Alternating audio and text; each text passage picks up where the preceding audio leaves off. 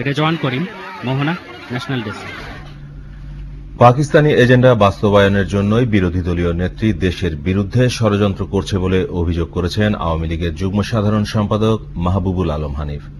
সকালে রাজধানীর শিল্পকলা একাডেমিতে এক অনুষ্ঠানে তিনি একথা বলেন। বাংলাদেশকে একটি ব্যর্থ রাষ্ট্রে পরিণত করতেই খালেদা জিয়া সেনাবাহিনীকে নিয়ে উস্কানিমূলক বক্তব্য দিচ্ছেন বলেও অভিযোগ করেন মাহবুবুল আলম হানিফ। বিস্তারিত নাসির উদ্দিনের রিপোর্টে।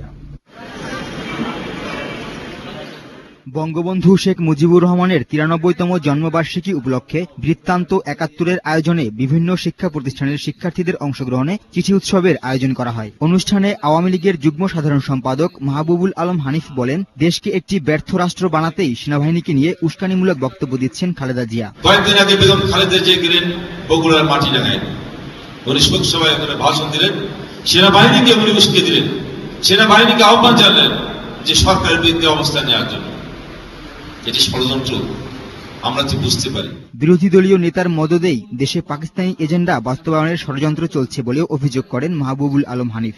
দেশের প্রধান বিরোধী দলের নেত্রী বেগম খালেদা জিয়া, যিনি নিজেকে মুক্তিযোদ্ধার স্ত্রী হিসেবে দাবি করেন, মুক্তিযোদ্ধার দল হিসেবে দাবি করেন, তিনি দেশের আজকে যুদ্ধ অপরাধের পৃষ্ঠপোষক হিসাবে মুখ্য ভূমিকা পালন করছেন। এই যুদ্ধ অপরাধের বাঁচানোর জন্য আজকে মরিয়া হয়ে লেগেছে। উনি মরিয়া হয়ে দেশকে ধ্বংস করে রসাতলে নিয়ে যাওয়ার জন্য লিপ্ত হয়েছেন।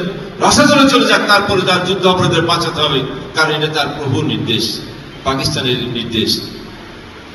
এবং সেই নির্দেশ পালন করতে যে নিজের সংগঠনের উপরে তার কোনো আস্থা নেই, তার বুঝতে পেরেছে তার সংগঠন দুর্বল হয়ে গেছে। এখন হরতাল কর্মসূচি দিয়ে উনি শিবিরের সঙ্গে বৈঠক করেন, শিবিরের সঙ্গে বৈঠক করে আজকে বিরোধী নির্দেশ দেন যে রাস্তায় গাড়ি ঘোড়া ভাঙচুর করার জন্য, আরো ব্যাপকভাবে ভাঙচুর চালাপড়া করার জন্য।